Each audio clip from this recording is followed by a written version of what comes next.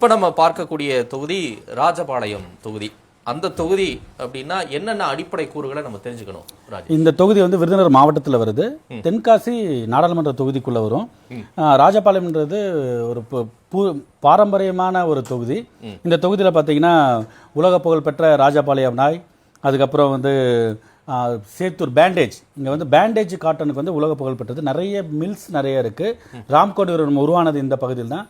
So இந்த நிறுவனம் வந்து தொழிற்சாலைகள் நிறைந்த பகுதி, சமுதாயங்கள் வந்து எல்லாமே பலதரப்பட்ட சமுதாயங்கள் இருக்கிற பகுதி, எல்லா கட்சிக்குமே வந்து எல்லா கட்சிக்கும் வாய்ப்பு கொடுத்த பகுதி.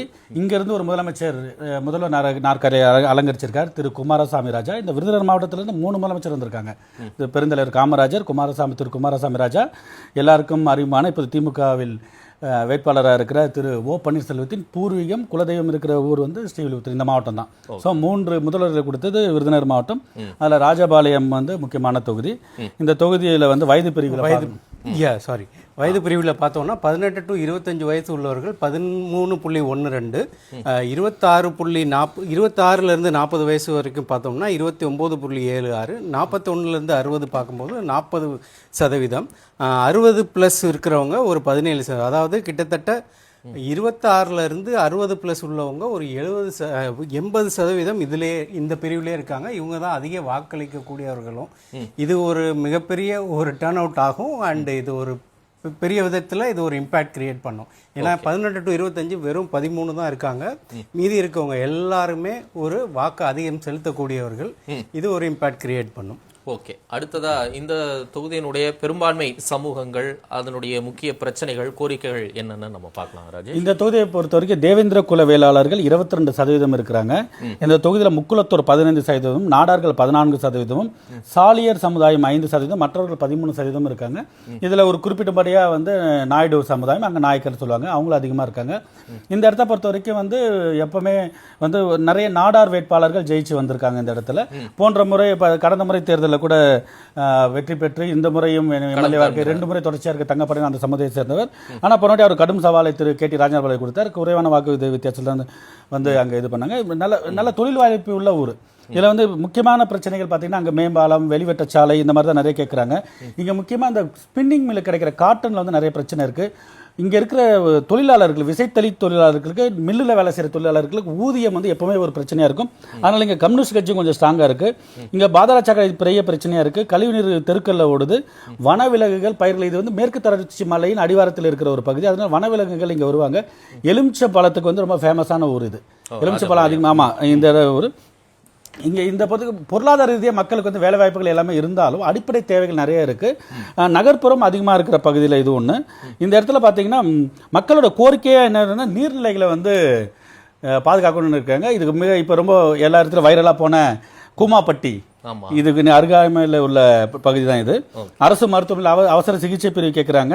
இங்கே இந்த நகராட்சியை வந்து மாநகராட்சி ஆக்கணும்னு ரொம்ப நாளாக கேட்டுட்டு இருக்காங்க. இருக்கிறதுல பெருநகராட்சியாக இருந்ததில் இந்த ஆவடி மாநகராட்சி ஆயிடுச்சு, இப்போ தாம்பரம் ஆயிடுச்சு. அதுக்கு ஈக்குவலாக இந்த ராஜபாளையம் நகராட்சி மாநகராட்சியாக மாறல, ஆனால் சிவகாசி மாறிடுச்சு. அன்னைக்கு இருந்த ராஜேந்திர பாலாஜி இன்ஃப்ளூயன்ஸ் பண்ணி அங்கே சிவகாசி கொண்டு போயிட்டார் அந்த திட்டத்தை. ஸோ இப்போவும் அங்கே வந்து மாநகராட்சி கேட்குறாங்க. ராஜபாளையத்தில் வந்து ஐடி பார்க் கேட்குறாங்க. ரயில்வே ரயில் நிறைய வேணும்னு கேட்குறாங்க. ரயில் வசதிகள் நிறைய செய்து தரப்பட வேண்டும். நம்ம பக்கத்தில் குற்றாலம் இருக்குது, நிறைய டூரிஸ்ட் ஸ்பாட் இருக்குது, சபரிமலைக்கு போகிறவங்க அது அந்த மாதிரி நிறைய இருக்குது. இங்கே வந்து வெற்றி பெற்றவர் வந்து கடந்த முறை வெற்றி பெற்றவர் தங்கம்பாண்டியன். அதுக்கு முன்னாடி அவர் வெற்றி பெற்றார். 13 முறை சட்டசபையில் பேசியிருக்கார். ஆனால் மானிய கோரிக்கையில் 2 முறை மட்டுமே அவருக்கு வாய்ப்பு கிடைச்சிருக்கு. கேள்வி நேரத்தின் போது 11 முறைக்கு இது பண்ணியிருக்காங்க. அவர் பேசியிருக்காரு, தொகுதி கோரிக்கைகள் வச்சிருக்காரு. போன்ற முறை 21 ரிசல்ட் பார்க்கும்போது மிஸ்டர் தங்கப்பாண்டியன் டிஎம்கே சேர்ந்தவர் வந்து 41.9%, ஏடிஎம்கே சேர்ந்த மிஸ்டர் KT ராஜேந்திர பாலாஜி அவர்கள் 39.7%, நாம் தமிழரை சேர்ந்த மிஸ்டர் V ஜெயராஜ் அவர்கள் 8.82%, அமமுகவை சேர்ந்த K காளிமுத்து அவர்கள் 4.3% எடுத்திருக்காங்க. இதில் ஸ்ட்ராங் டிஎம்கே ஸ்ட்ராங் பூட்ஸ் அப்படின்னு பார்க்கும்போது 155 ஸ்ட்ராங்காக இருந்திருக்காங்க, ஏடிஎம்கே 140 இருந்திருக்காங்க. கிட்டத்தட்ட 2 பேரும் ஈக்குவலாக தான் வந்திருக்காங்க. வீக் பூத்துன்னு பார்க்கும்போது ஏடிஎம்கே வந்து 200 இருக்கும்போது டிஎம்கே ஒரு 185 தான் வீக்காக இருந்திருக்காங்க. ஸ்விங் வந்து ஒரு கம்மியாக ஒரு 51 தான் இருந்திருக்கு. ஸோ அதே மாதிரி 24 பார்க்கும்போது அங்கே பாராளுமன்றத்தில் டிஎம்கே சேர்ந்த டாக்டர் ராணி ஸ்ரீகுமார் இருந்திருக்காங்க. அவங்க 39.3% வாக்கு எடுத்திருக்காங்க. ஏடிஎம்கே பிஜேபியை சேர்ந்த டாக்டர் கிருஷ்ணசாமி அவர்கள் வந்து 41.50 எடுத்திருக்காங்க. 2 பேர் சேர்ந்து பிஜேபியும் சேர்ந்து. அதே மாதிரி நாம் தமிழரை பொறுத்த மட்டும் இசை மதிவாணன் அவர்கள் பார்த்தோம்னா 16.2%. இங்கேயுமே நாம் தமிழர் அதிகபட்ச வாக்குகள் எடுக்கிறாங்க. கண்டிப்பா அவங்களுக்கு அங்க ஒரு பெரிய ஓட் பேங்க் இருக்கு.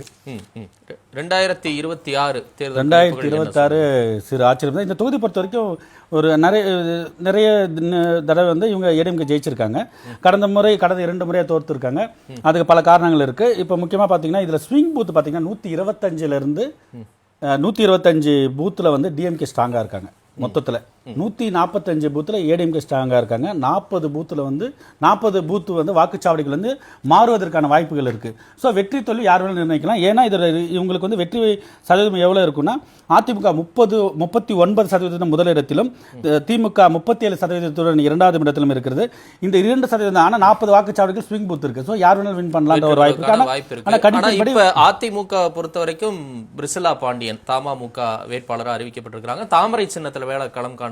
சோ உதயசூரியன் வெர்சஸ் தாமரை அப்படிங்கிற நிலை இருக்கும். இருந்தாலும் ஒரு டஃப் ஃபைட் இருக்கும் அப்படின்னு நீங்க சொல்றீங்க. நீங்க சமுதாய சமன்பாடுகள் பாத்தீங்கன்னா தேவேந்திர குல வேளாளர் ஜான் பாண்டியன், பிரிசிலா பாண்டியன் நாடார், அந்த ஈக்குவேஷன் அங்கே ஒர்க் அவுட் ஆகுன்றது. அதனால தான் இந்த நம்ம கணக்கு போது அந்த மாதிரி இல்லை.